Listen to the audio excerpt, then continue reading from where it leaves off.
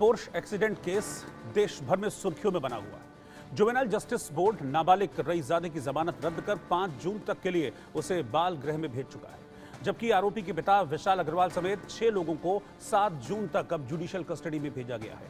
पहले 5 दिन की पुलिस कस्टडी में भेजा गया था, लेकिन अब सभी जो आरोपी हैं उन्हें 7 जून तक जुडिशियल कस्टडी में भेजा गया है। ब्रह्मा कॉर्प नाम से रियल एस्टेट कंपनी चलाने वाले बिल्डर विशाल अग्रवाल के नाबालिग बेटे ने अपनी तेज रफ्तार स्पोर्ट्स कार से बाइक पर जा रहे 24 साल के 2 इंजीनियरों अश्विनी कोष्टा और अनीश अभदिया की जान ले ली। लेकिन अब इस मामले में एक नया ट्विस्ट आ रहा है, एक नया मोड़ इस मामले में सामने आ रहा है।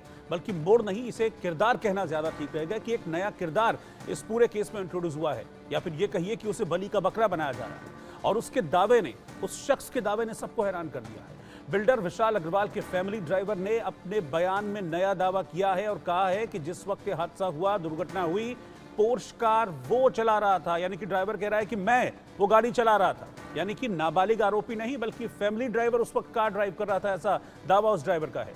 17 साल के आरोपी ने भी दावा किया है कि दुर्घटना के वक्त कार उसका फैमिली ड्राइवर ही चला रहा था। वहीं नाबालिग के दोस्त जो उस हादसे के वक्त गाड़ी में सवार थे, वो भी यही बात को दोहरा रहे हैं। अब बिल्डर विशाल अग्रवाल ने भी दावा यही किया है कि गाड़ी उनका बेटा नहीं बल्कि फैमिली ड्राइवर चला रहा था।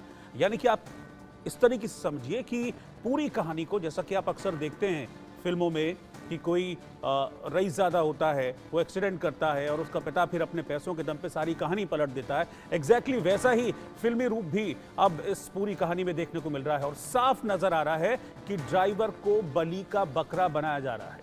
अब पुलिस उस रास्ते की सीसीटीवी फुटेज खंगालने में लगी है जहां से वो कार गुजरी थी। यानी कि पहले एक बार में गए, फिर दूसरे बार में गए, उसके बाद वहां से निकले और निकलने के बाद यानी कि सेकंड टाइम वो ब्लैक करके एक रेस्टोरेंट वहां गए थे। उस ब्लैक से लेके जहां एक्सीडेंट हुआ, इस पूरे रास्ते की सीसीटीवी फुटेज को पुलिस खंगाल रही है। इस हादसे में आरोपी के दादा सुरेंद्र अग्रवाल से भी पुलिस लगातार पूछताछ कर रही है। दरअसल आरोपी नाबालिग को जुवेनाइल जस्टिस बोर्ड ने गिरफ्तारी के कुछ घंटों के भीतर ही जमानत दे दी थी। 15 घंटे के भीतर जमानत मिल गई थी। 2 जिंदगियों को खत्म करने के आरोपी को जुवेनाइल जस्टिस बोर्ड ने केवल एक निबंध लिखना है ये कहकर जमानत दे दी। इसके खिलाफ पूरे महाराष्ट्र में, पूरे देश में गुस्से का माहौल है। जगह जगह इस केस को लेकर आवाजें उठ रही हैं, नाराजगी देखी जा रही है। इस मामले में सख्त सजा की मांग हो रही है।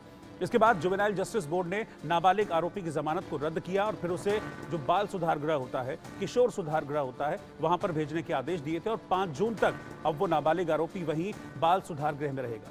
वहीं पुणे की एक सत्र अदालत यानी कि सेशन कोर्ट ने इस दुर्घटना मामले में शामिल नाबालिग के पिता और एक पब के जो कर्मचारी थे, मालिक थे, मैनेजर थे, उनको भी इस मामले में अरेस्ट किया था और उन सभी को अब 7 जून तक के लिए जुडिशियल कस्टडी में भेज दिया गया। यानी कि नाबालिग आरोपी का पिता विशाल अग्रवाल और पब का स्टाफ जो इस मामले में है, इन सबको जुडिशियल कस्टडी में यानी कि न्यायिक हिरासत में भेज दिया गया है। 7 जून तक ये लोग न्यायिक हिरासत में रहेंगे। लेकिन इस पूरे मामले ने देश में एक गुस्से की लहर सामने ला दी है। और जिस तरीके से पिछले 24 घंटों के भीतर इस मामले में एक नया ट्विस्ट आया है, एक नया किरदार सामने आता है अचानक से, और वो कहता है कि मैं उस वक्त गाड़ी चला रहा था, जबकि जिस दिन अरेस्टिंग हुई, जब यह हादसा हुआ, मौके पर वो ड्राइवर कहीं नहीं दिखा था। जो मौके पर मौजूद लोग थे, जब पुलिस की उनसे बातचीत हुई, पुलिस ने भी इस मामले में जब अरेस्टिंग की थी, गिरफ्तारी की थी, तो वहां से आरोपी और उसका एक दोस्त पकड़ा गया था, जबकि तीसरा शख्स भाग गया था। इसके अलावा कोई वहां पर नहीं था। इस तरह की थ्योरी निकलकर सामने आई थी। लेकिन 4 दिन बाद एक शख्स अचानक से सामने आता है और वो ये कहता है कि वो नाबालिग कार नहीं चला रहा था, वो नाबालिग आरोपी नहीं है, वो गाड़ी मैं चला रहा था। इस मामले में उस शख्स को अब गिरफ्तार कर लिया गया। लेकिन ये कहीं ना कहीं ये दिखा रहा है कि पैसे के दम पर इस केस को घुमाने की कोशिश की जा रही है। वहीं पुणे की एक अदालत ने कार दुर्घटना में शामिल नाबालिग के पिता और पब के जो कर्मचारी हैं उनको 7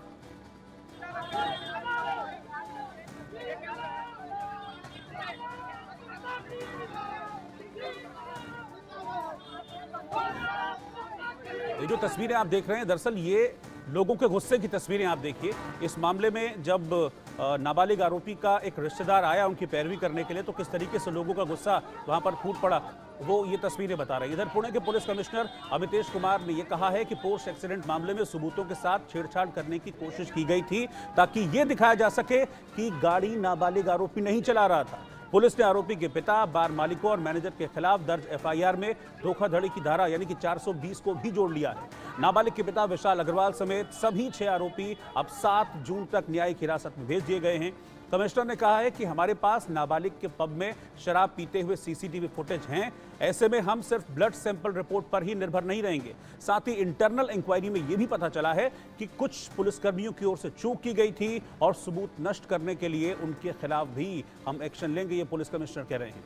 पुणे के पुलिस आयुक्त अमितेश कुमार ने पुष्टि करते हुए कहा कि घटना के समय 17 साल का लड़का पूरे होश में था और वही पोर्श कार चला रहा था। जांच में ये स्पष्ट आया है कि ये जो जुवेनाइल एक्यूज्ड है यही गाड़ी चला रहा था और इसके लिए क्रोनोलॉजिकली जो एविडेंस जरूरी थे वो एविडेंस इकट्ठा किए गए हैं।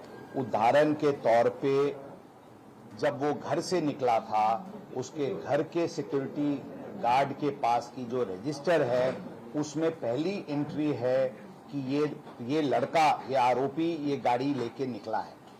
इस प्रकार के सीसीटीवी फुटेजेस और अलग अलग एविडेंस, टेक्निकल एविडेंस के तौर पे ये हमारी निश्चित हुई है कि ये गाड़ी ये जुवेनाइल एक्यूज चला रहा था। इसके साथ साथ आई विटनेसेस की स्टेटमेंट भी हमारे पास है जो टेक्निकल एविडेंस को कोरोबोरेट करती है। इसमें हमने बताया कि इस प्रकार की कुछ अटेम्प्ट घटना होने के कुछ घंटों में करने का प्रयत्न किया गया था कि इसमें ड्राइवर, ये एडल्ट ड्राइवर ये गाड़ी चला रहा था और ये आरोपी ये गाड़ी नहीं चला रहा था। इस तरह की बात सामने आ रही है। इसकी हम पूरी तरीके से तहकीकात करके जो भी इस प्रकार का प्रयत्न किया उसके विरुद्ध 201 आईपीसी एविडेंस डिस्ट्रक्शन के तहत कार्रवाई की जाएगी। और वही इस मामले में सरकारी वकील का ये कहना है कि पुलिस को इस बात का पता लगाने की भी जरूरत है कि बेटे के खिलाफ मुकदमा दर्ज होने के बाद वो शख्स फरार क्यों हुआ था। उन्होंने कहा कि गिरफ्तारी के समय आरोपी नाबालिग के पिता के पास से एक साधारण मोबाइल फोन मिला था और पुलिस को यह जांच करने की जरूरत है कि उसका दूसरा फोन कहां है, यानी कि विशाल अग्रवाल जो है उनका दूसरा फोन कहां है। होटल ब्लैक क्लब के कर्मचारी जयेश गावकर के लिए पुलिस हिरासत की मांग करते हुए अभियोजन पक्ष ने कहा कि वो ये पता लगाना चाहते हैं कि किसकी मंजूरी से नाबालिग और उसके दोस्तों को पब में एंट्री दी गई। घटना के 15 घंटे बाद नाबालिग आरोपी का ब्लड टेस्ट कराया गया। इसलिए बताया गया कि उसके खून में अल्कोहल की कोई मात्रा नहीं पाई गई। कहा जा रहा है कि जो गाड़ी है वो नाबालिग नहीं, उनका ड्राइवर चला रहा था। क्या ये जो सच है वो सही है? क्योंकि जो सीसीटीवी फुटेज है उसकी वो जो कहता है वो अलग बात कहता है। इसलिए हमारे साथ यहाँ कुछ लोग हैं, हमारे साथ इनसे बात करेंगे। इन्हें क्या लगता है कि क्या ये जो हादसा हुआ है ये सही है? सर, क्या आपको ये जो हादसा हुआ है क्या अभी सही लग रहा है कि जिस हिसाब से ये जो हादसा हुआ है पूरे में? नहीं, वो बहुत गलत हादसा है। वो पूरा गलत हादसा है। फिर उसके बाद से वो लड़का ही गाड़ी चला रहा था, ड्राइवर गाड़ी नहीं चला रहा था। जहाँ तक मैंने इंस्टाग्राम पे वीडियो देखा उसके ऊपर उधर अंदर कोई भी ड्राइवर दिखाई नहीं दे रहा था। वो गाड़ी को फोड़ते टाइम पे मैंने देखा था और दूसरे लोग वीडियो निकाल रहे थे, बोल रहे थे कि 17 साल का लड़का था। वो अपने पप्पा की गाड़ी लेकर 4-5 दोस्तों के साथ वो गाड़ी चला रहा था ड्रिंक करके और उसने दो जन को उड़ा दिया और उनकी ऑन द स्पॉट मौत हो गई। तो कहीं ना कहीं आपको ऐसा लगता है कि मतलब कुछ पैसे के दम पर यहाँ पर जो है पुलिस अपना इन्वेस्टिगेशन थोड़ा सा इधर उधर कर रही है? पैसे के दम पे तो की वो लड़का इतना जल्दी छूट गया।